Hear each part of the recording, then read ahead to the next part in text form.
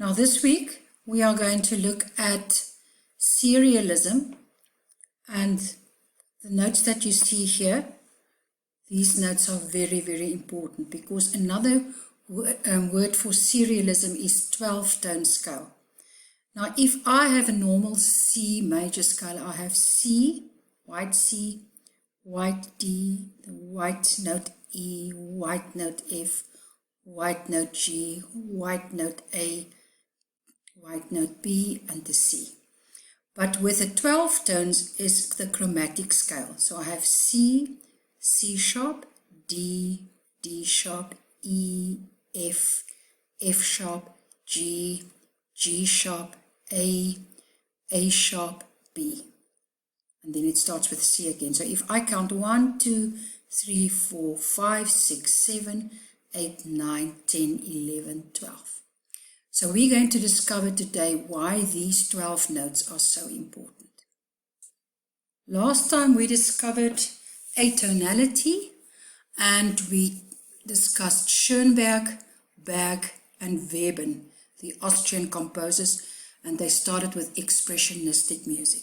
Now this time we're going to look at serialism, or the 12-note scale. Having abandoned the major-minor key system in writing atonal music, Schoenberg came to realize that an entirely new principle was needed to take the place of tonality.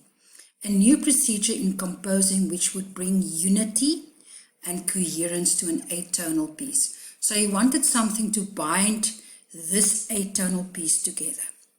His solution to this was what he called the 12-note system, or serialism. So he needed a pattern and a concept to bring everything together. In writing a 12-note composition, the composer first arranges all 12 notes of the chromatic scale in any order of his choice. This becomes the note row, the basic series upon which that entire composition will be based. All 12 notes are of equal importance. Now, if I'm in C major, I know that my tonic note, C, is the most important. And then I have a subdominant and a dominant. The dominant is the second most important note, and then the subdominant is also important. But with a serial scale, or the 12-note music scale, every note, all 12 notes are of equal importance. None should appear out of turn, though a note may occasionally be immediately repeated. But any note of the series may be used at any octave. Besides using the series in its original form, we're going to discuss that now, it may be used backwards, calling retrograde, upside down, called inversion, or backwards and upside down at the same time, called retrograde inversion. So let's first look at our original. So what we now discovered is that with the original, you will have 12 notes in the order that you want. So your note row, none of the 12 notes should be repeated. And that is my note row. So if I now invert this, I'm going to take it and write it upside down. If I retrograde it, I go backwards. So let's go to the retrograde.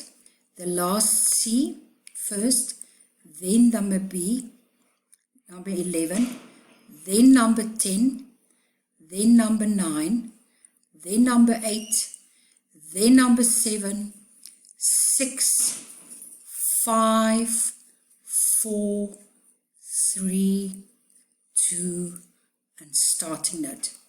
So retrograde is I take the original note row and I write it from the back. Now if you look at this, if I have the inversion, what do I do then? I write it upside down. So the B flat is first, number 2, that E is an octave higher. Then you see that I jumped a fifth down, so here I will go a fourth up. Here I go a tone up, here I go a tone down. A tone down, 3 semitones down becomes 3 semitones up. A tone up from E flat to F becomes a tone down. There I have F to A, so count your semitones, F sharp, G, G sharp, A. Okay, 4, and this is a 4th down. So this is inversion. And retrograde inversion is I take this one then and I write it backward. Each of these forms of the series may be transposed to begin on any note of the chromatic scale.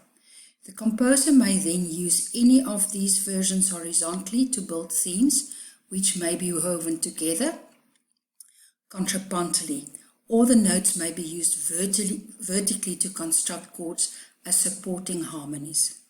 In any form, of course, the series provides the composer only with a basic material, a series of notes. He must employ skill and imagination in the way he uses it to shape themes and construct chords, in the way he applies rhythm, in the instrumental timbres he selects, and in the textures he creates.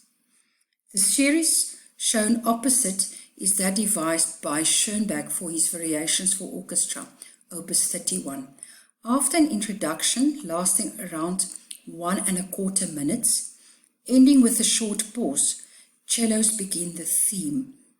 This consists of a series of all 4 versions in the order: number 1, the original, then number 2, retrograde inversion, number 3, retrograde, and 4th inversion. Schoenberg transposes 2 and 4, and of course any note of the series may appear at any octave. Accompanying harmonies consist of notes of the series stacked vertically to form chords.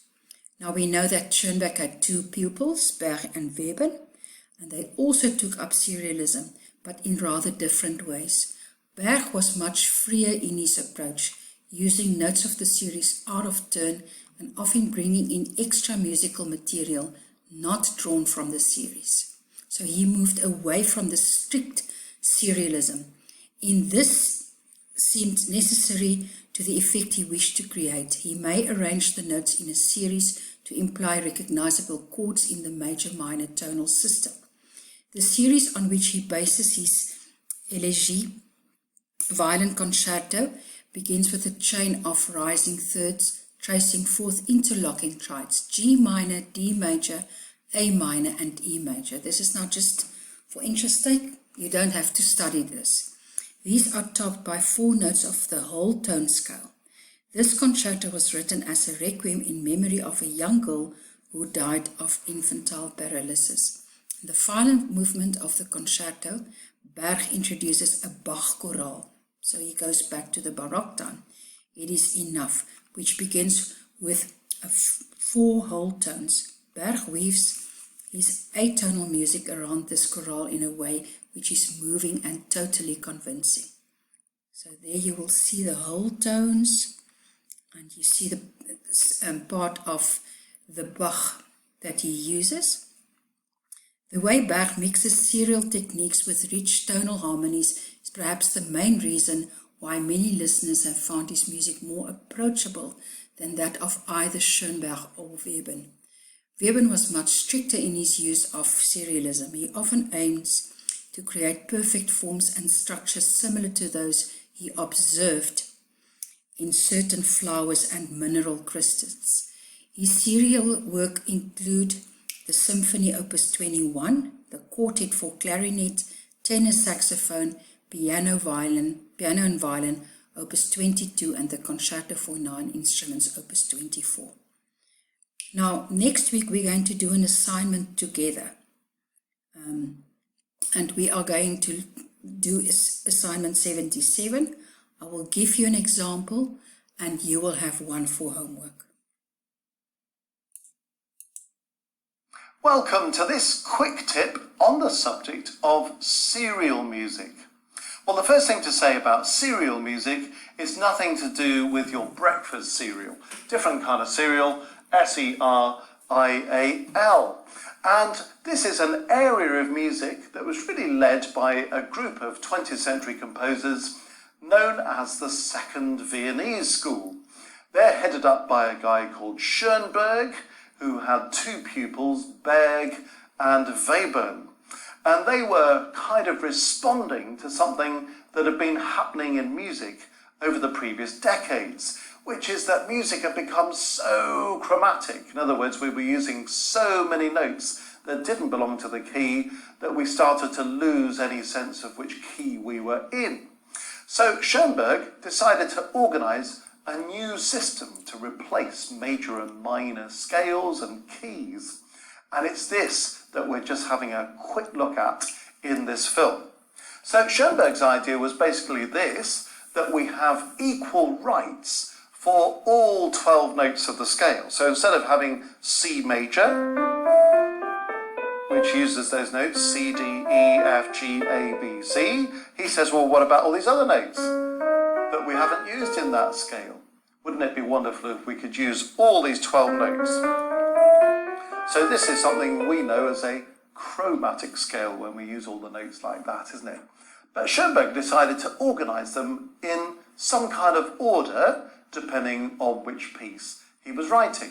So you end up with something we call a note row or a tone row that maybe looks like this. So what I've got here is every single chromatic note of the scale, but organised in some order of the composer's choice. So this is how this note row goes.